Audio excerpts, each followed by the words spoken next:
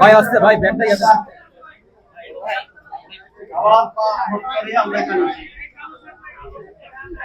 ভাই সুন্দর নামে তো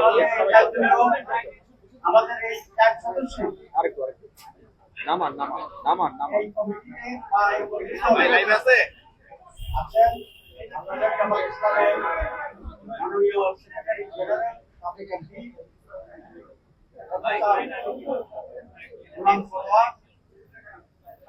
আমার ডান পাশে জাকির ভাই ঠিক আছে সাবেক এমপি হামিদুর রহমান আজাদ এবং আমার ভাই কি আছেন জামাত ইসলামী আরেকজন অন্যতম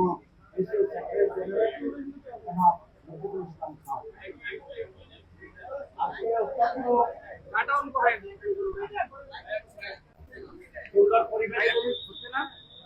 দীর্ঘ 1 ঘন্টা আমরা মাননীয় প্রধান অতিথির সাথে আলোচনা করছি।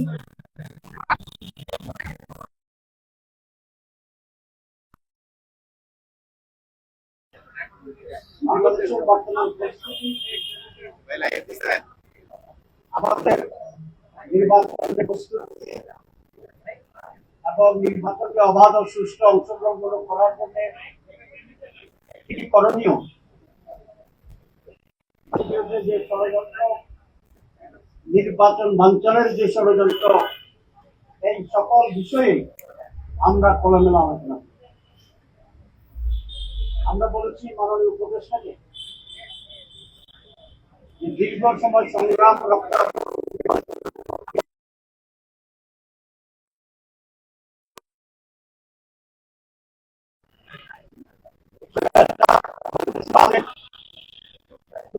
হয়নি, তাদের নায়করা দেশ ত্যাগে বাধ্য হয়েছে। দেশের মানুষ ছিল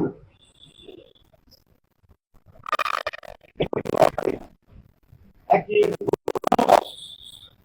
পরিবর্তন আসবে রাজনীতিতে, আমাদের রাজনীতি কালচারে, নির্বাচনের সর্বত্র আমরা একটি নতুন বাংলাদেশের একটি সমৃদ্ধ বাংলাদেশ সর্বত্র। আপনারা জানেন প্রধান উপদেষ্টা 3টি বিষয়ে আমাকে আশ্বস্ত করেছেন।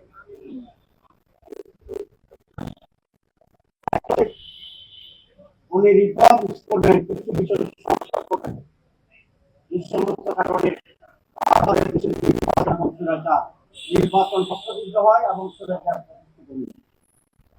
রিফর্মস করা হবে, বিচারকে দৃশ্যমান করা হবে এবং বিশ্ব মানের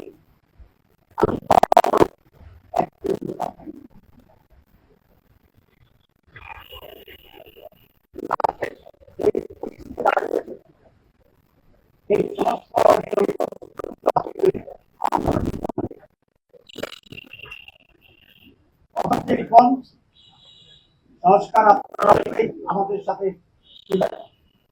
আমরা প্রায় 1 বছর অধিক সময় ধরে 31টি দল নির্বাচন রিফর্মস কমিশন সব মিলিয়ে আমরা একটি জায়গায় আসার জন্য চেষ্টা করি এবং সেখানে অনেক ডেভেলপমেন্টও আছে। সেটা হচ্ছে আমরা অনেকগুলি বিষয় ঐক্যমত্য পোষণ করেছি সব দল, এবং মেজর ইস্যু ছিল 19। একটি দল কোন কোন মেজর ইস্যুতে নোট অফ ডিসেন্ট দিয়েছে, কিন্তু সবসময় মোর দেন 2/3 দল একেবারেই নিঃশর্ত ঐক্যমত্য পোষণ। নোট অফ ডিসেন্ট যে কোনো দল দিতে পারে, যে কোনো বিষয়ে যে কোনো ব্যক্তিও দিতে পারে, এটা তার রাইটস আছে, কিন্তু এই নোট অফ ডিসেন্টের মাধ্যমে সিদ্ধান্তের কোনো হের করা হয় না। সহজে বুঝার জন্য আমি যেটা বলতে চাই যে হাইকোর্টে 3 বিচারপতির বেঞ্চ করা যায়, অনেক সময় 2 বিচারপতি যদি একমত হয় সেটা রায় হিসাবে বিবেচিত হয়, আর যিনি ভিন্নমত পোষণ করেন উনি নোট অফ ডিসেন্ট দিতে পারেন। এই জন্য যে 19টা বিষয়ে সাম নোট অফ ডিসেন্ট আমরা একমত হয়েছি, এগুলাকে আমরা মনে করি যে অপসরের ক্ষেত্রে একটি উল্লেখযোগ্য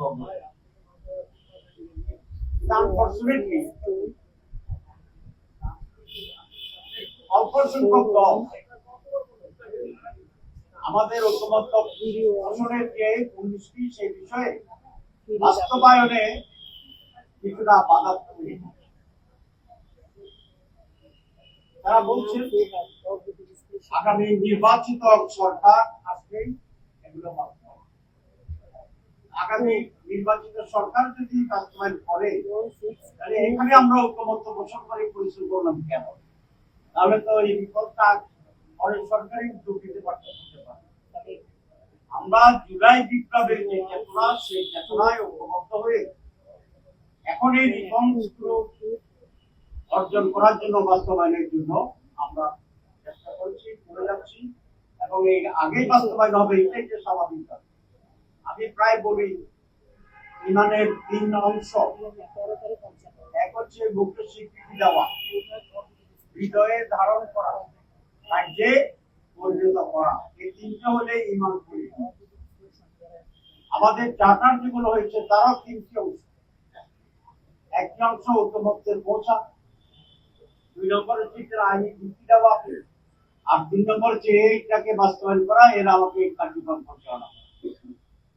এখন পর্যন্ত আমরা শুধুমাত্র ঐক্যমত্যে পৌঁছেছি, এটার আইনি ভিত্তি এবং বাস্তবায়নের ক্ষেত্রে একটি দল বাধা দিচ্ছে, একমত হচ্ছে।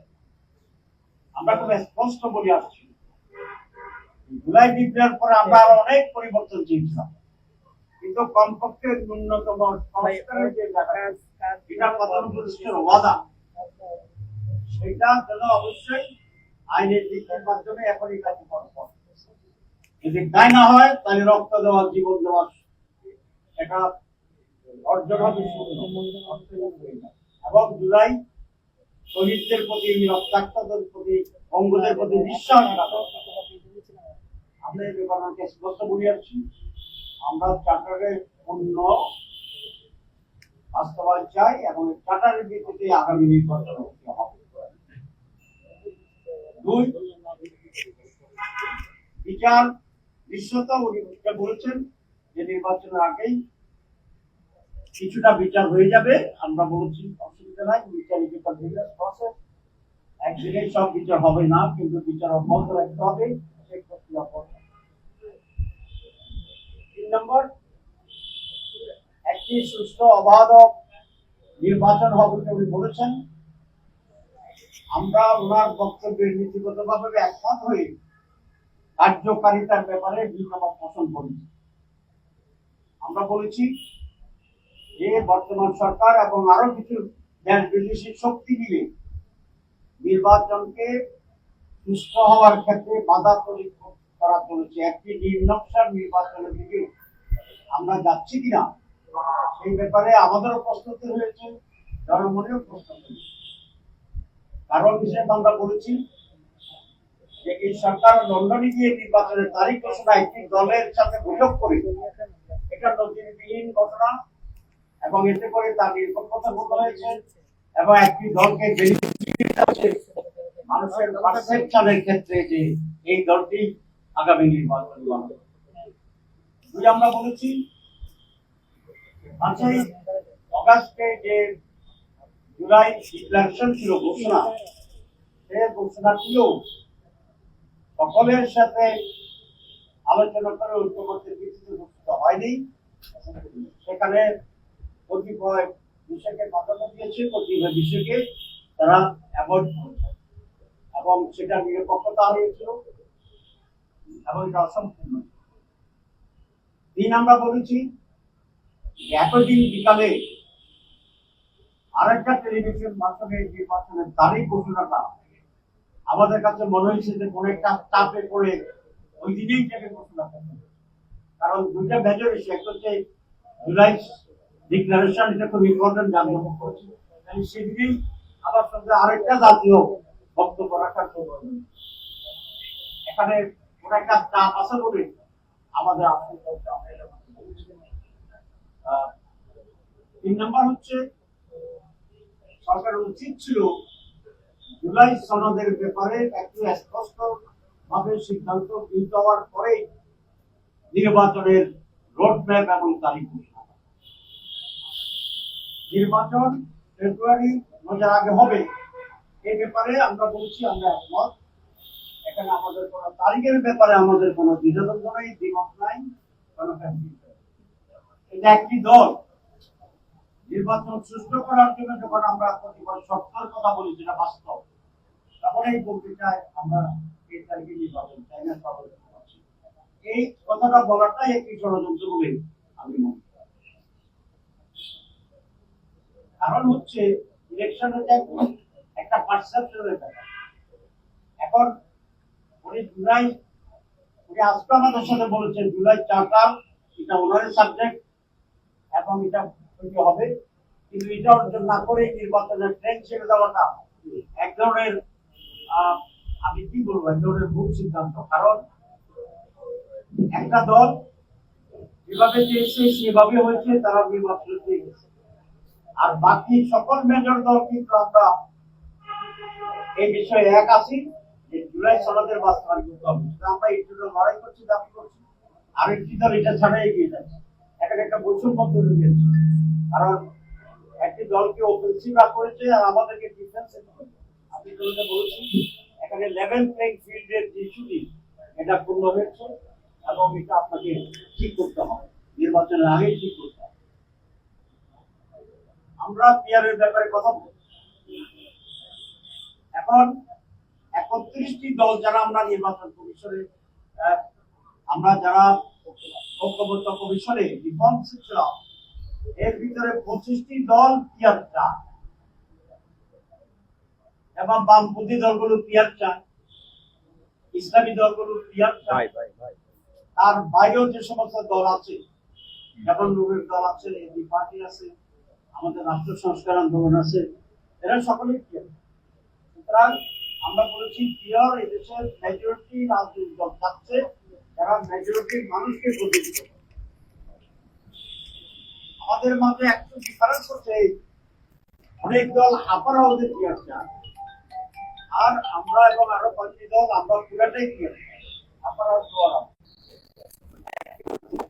ব্যাপারে কেন্দ্র দখল হবে না, কালো টাকা হবে না, আমরা বলছি যে এই বিষয়ে যদি একটা নতুন প্রস্তাব আপনাকে আলোচনা করতে হবে, ইলেকশন কমিশনকে আলোচনা করতে হবে। কারণ দুটো পদ্ধতি এখন, একটা হচ্ছে সনাতন পদ্ধতি আমরা করছি, আর একটা আমরা বিয়ার পদ্ধতি। তো দুটা পদ্ধতি মাঠে আছে, এটা নিয়ে তো আলোচনা হইল, এটা নিয়ে